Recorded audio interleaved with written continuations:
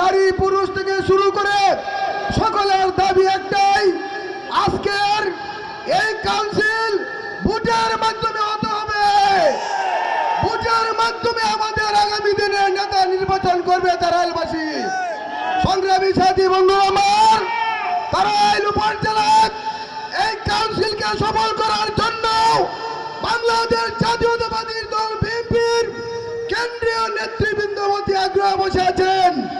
আমাদের ভারপ্রাপ্ত চেয়ারম্যান জনাব তারেক রহমান উনি অতি আগ্রহ বসে আছেন তারাইল উপজেলা বিএনপির আগামী দিনে সভাপতি সাধারণ সম্পাদকের দায়িত্ব কে হচ্ছেন কে পাচ্ছেন সেটা জানার জন্য।